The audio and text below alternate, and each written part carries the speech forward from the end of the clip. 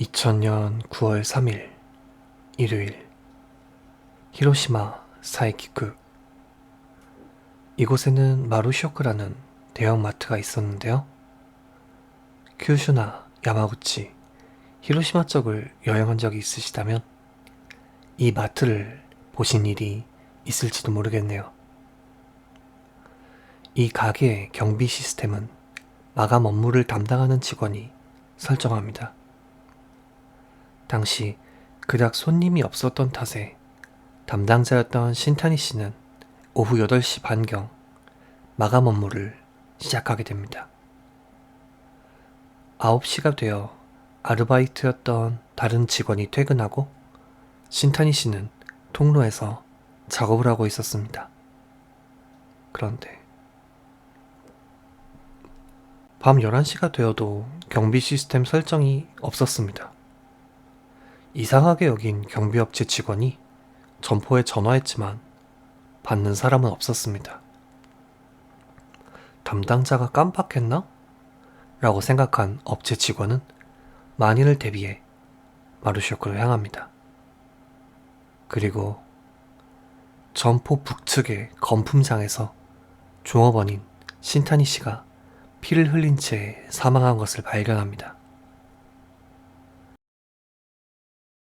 부검 결과 사인은 과다출혈이었으며 가슴과 배 등 7곳을 찔린 흔적이 있었습니다. 또한 왼손에는 저항하며 생긴 것으로 추측되는 상처가 있었습니다. 대량의 출혈이 있었기에 경찰은 혈흔을 조사합니다. 조사 결과 현장에서 50m가량 떨어진 북쪽 주차장까지 신타니 씨와 범인의 것으로 보이는 혈흔이 이어져 있었습니다.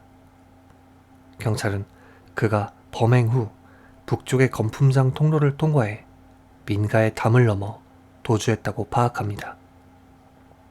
조사 결과 점포에서 사라진 물건이 몇 개 있었습니다. 먼저 점포 1층에 위치한 정육 코너에선 현금 수천 엔과 통장이 들어있는 금고가 사라졌는데요.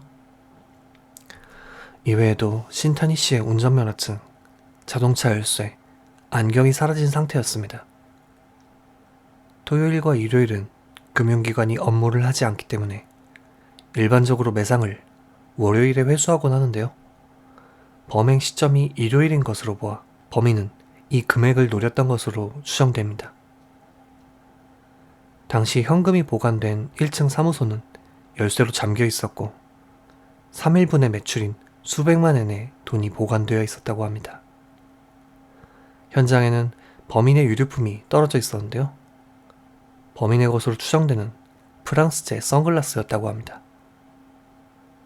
경찰의 추정에 따르면 범인은 몸싸움 과정에서 선글라스를 떨어뜨린 후 피해자의 안경을 자신의 것으로 생각하고 가져갔을 가능성이 있다고 합니다. 사건으로부터 10일 후인 9월 13일, 현장으로부터 5km가량 떨어진 오오타강 방수로 부근에서 유류품들이 발견됩니다. 발견된 것은 현장에서 사라졌던 정육 코너의 금고, 피해자의 안경, 면허증, 흉기, 옷 등이었습니다. 먼저 금고는 열린 상태로 내용물이 비어 있었고 면허증은 잘게 잘린 상태였다고 합니다. 흉기로 쓰인 것은 칼이었는데요. 특정 브랜드의 피싱 나이프 초회판이었다고 합니다. 현장에서 목격한 증인에 의하면 범인은 뚱뚱한 체형에 신장 150에서 160cm가량의 남성이었다고 합니다. 또한 범인이 입었던 바지는 히로시마현의 후츠시에서 제작되는 바지였다고 하는데요. 보통 피싱 나이프라는 물건은 일반인이 쉽게 구매하는 물건은 아니며 범인의 유류품이 발견된 것이 강의 방수로 근처였던 점으로 볼 때 범인은 히로시마현에 사는 사람이며 낚시를 좋아하는 사람이 아니었을까 추측됩니다. 또한 배로 도주했을 가능성이 있죠.